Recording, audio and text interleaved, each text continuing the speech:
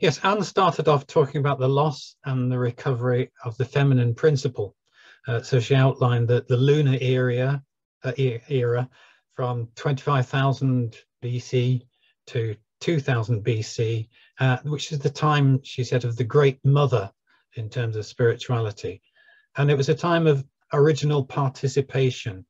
Everything was seen as interconnected and connected to the Mother, everything infused with divinity in the great web of life. And that the gods were seen as Isis and Artemi and Athene.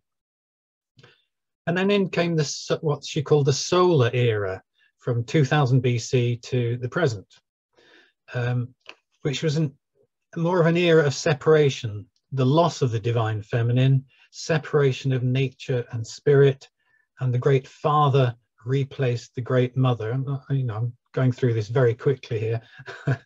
And it became a battle, she thought, between light and dark, good and evil.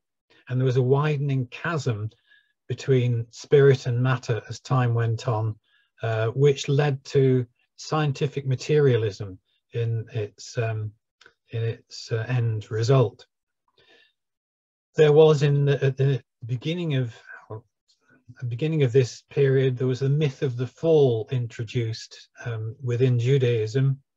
The Deuteronomists, who put together the 5 first books of the Bible, and in putting that together, they established monotheism, and they downgraded Eve, and they cast out Asherah from the temples. The divine feminine was lost.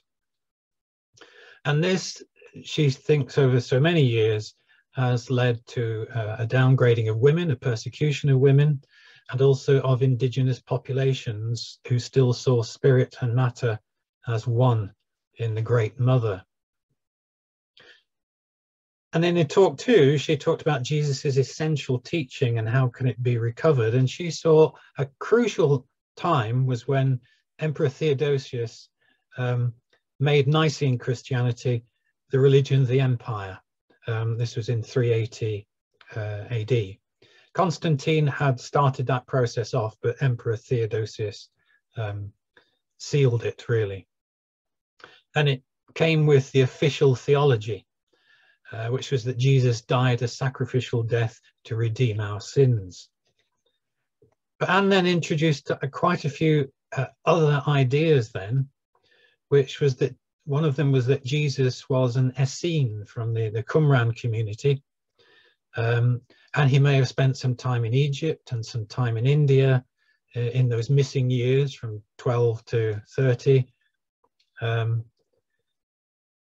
that he was actually, what he was trying to do in his ministry was to restore the lost wisdom within Judaism. So he gave the moral code out for us to follow, to love one another, to become like him, and not about believing in him, it's about transformation of the human being. And she introduced us to this this gospel of the beloved companion. Mary Magdalene is said to have written, and has recently been translated and published in 2010. And she spent quite a bit of time talking about the Tree of Life passage that is the missing part from the other Gospel of Mary Magdalene that was discovered back in the 1800s. And then she talked about the new science, which fits in with the kind of new story that's emerging about the universe as a unified field, about everything being connected, that consciousness is the ground of being, and that we're all participants in this cosmic consciousness, that all life is one. And there's a new image of God that kind of emerges from that, which is a spirit, a divine mind, the ground of being. And just at the end, she mentioned about the fourth gospel of the Essenes, which I've actually looked up. It is there. It's another one of those texts that's not been seen by anyone other than the author. So it's another text which has questions around it. So, I mean, that's just a very brief outline of what Anne talked about.